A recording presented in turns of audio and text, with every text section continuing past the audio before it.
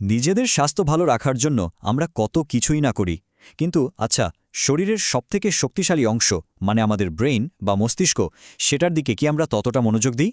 চলুন আজ আমরা ব্রেইনের কার্যক্ষমতা বাড়ানোর কিছু সহজ কিন্তু দারুণ কার্যকরী উপায় জেনে নিই। তো আলোচনাটা শুরুই করা যাক একটা প্রশ্ন দিয়ে। আচ্ছা, আমাদের মস্তিষ্ক ঠিক কতটা ভালোভাবে কাজ করছে?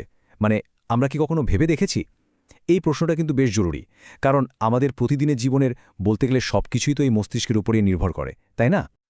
একদম। কথাটা কিন্তু ১০০% সত্যি। আমাদের ব্রেইন হলো পুরো শরীরের কমান্ড সেন্টার, মানে আমাদের চিন্তাভাবনার ক্ষমতা, আমাদের ইমোশন সবকিছু কন্ট্রোল করে এই মস্তিষ্ক। তাই তো বলা হয়, মস্তিষ্ক যদি সুস্থ থাকে তাহলে শরীরও ফিট থাকবে। এটাই হলো ভালো থাকার মূল ভিত্তি। আচ্ছা, একটা স্বাস্থ্যকর ব্রেন তৈরির জন্য মূলত 4টে পিলারের উপর জোর দেওয়া হয়। চলুন তাহলে প্রথমটা দিয়ে শুরু করা যাক, আর সেটা হলো শরীরকে সচল রাখা আর সঠিক পুষ্টি গ্রহণ করা। দেখুন, ফিজিক্যাল অ্যাক্টিভিটির কথা শুনলেই আমাদের মাথায় হয়তো জিমে গিয়ে ঘন্টার পর ঘন্টা কঠিন ব্যায়াম করার ছবি ভেসে ওঠে, কিন্তু ব্যাপারটা মোটেও তেমন নয়। বিশ্বাস করুন, সপ্তাহে মাত্র কয়েকদিন একটু হাঁটা চলার মতো সাধারণ অভ্যেসও আমাদের চিন্তার গতি আর মেমোরিকে দারুণভাবে উন্নত করতে পারে। এতে হয় কি, ব্রেনে ব্লাড ফ্লো বাড়ে আর নতুন ব্রেন সেল তৈরি হতেও সাহায্য হয়। আমাদের খাবার দাবারও কিন্তু ব্রেইনের জন্য ফুয়েলের মতো কাজ করে।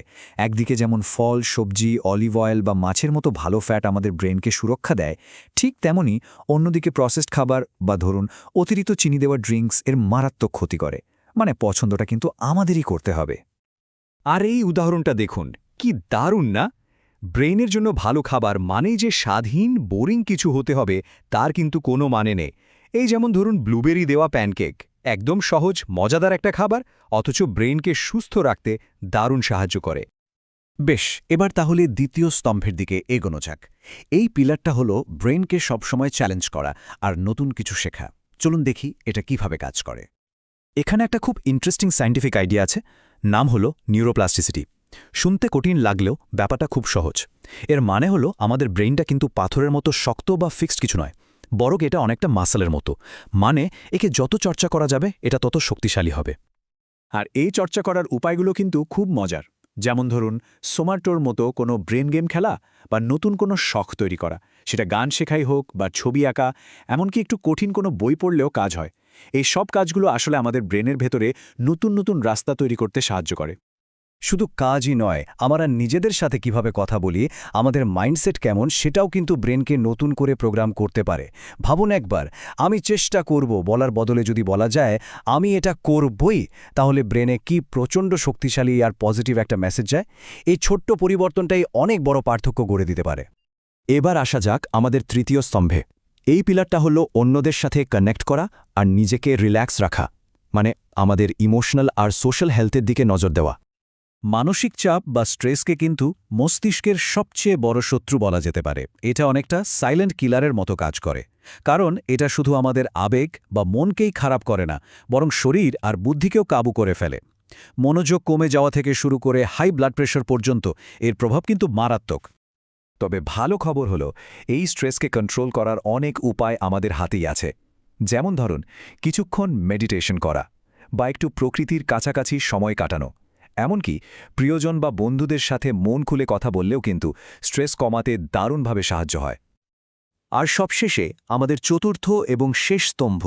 এখানে আমরা জানব কিভাবে পর্যাপ্ত বিশ্রাম আর একটা গোছানো জীবনযাপনের মাধ্যমে আমরা ব্রেনের কার্যকারিতা বাড়াতে পারি। দেখুন, ব্রেনের জন্য ঘুম কিন্তু সবথেকে জরুরি বিষয়গুলোর একটা, বিশেষ করে নতুন কিছু শেখা বা কোনো কিছু মনে রাখার জন্য। একজন প্রাপ্তবয়স্ক মানুষের জন্য প্রতিদিন রাতে 7 থেকে 9 ঘন্টা ঘুম কিন্তু মাস্ট। এর থেকে কম বা বেশি দুটোই কিন্তু ব্রেনের জন্য ভালো নয়। ভালো ঘুমের জন্য কয়েকটা সহজ টিপস কিন্তু দারুণ কাজ করে। যেমন 1, একটা নির্দিষ্ট সময়ে ঘুমানো আর ওঠার রুটিন তৈরি করা। 2, দিনের বেলা যদি ঘুম পায় তাহলে সেটা 10-20 মিনিটের বেশি নয়। আর 3, অ্যালকোহল এড়িয়ে চলা, কারণ এটা ভালো ঘুমের প্যাটার্ন নষ্ট করে দেয়। আমাদের চারপাশের পরিবেশ আর দৈনন্দিন জীবনটা একটু গুছিয়ে নিলেও কিন্তু ব্রেনের ওপর থেকে অনেক চাপ কমে যায়। যেমন ধরুন, একসাথে অনেকগুলো কাজ বা মাল্টিটাস্কিং না করে একটা একটা করে করলে ফোকাস বাড়ে।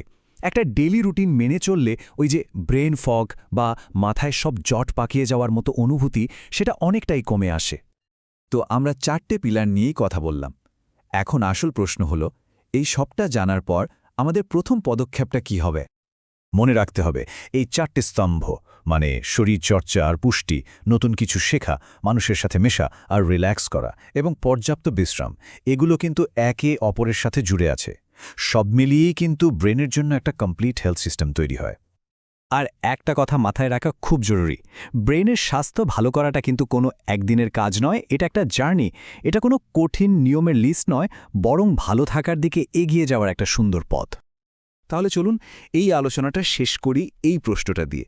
ব্রেনকে আরও সুস্থ করে তোলার এই যাত্রায় আজ থেকেই শুরু করা যায় এমন একটা ছোট্ট পরিবর্তন কি হতে পারে? একটু ভাবলেই কিন্তু এর উত্তরটা আমরা প্রত্যেকেই নিজেদের ভেতর পেয়ে যাব।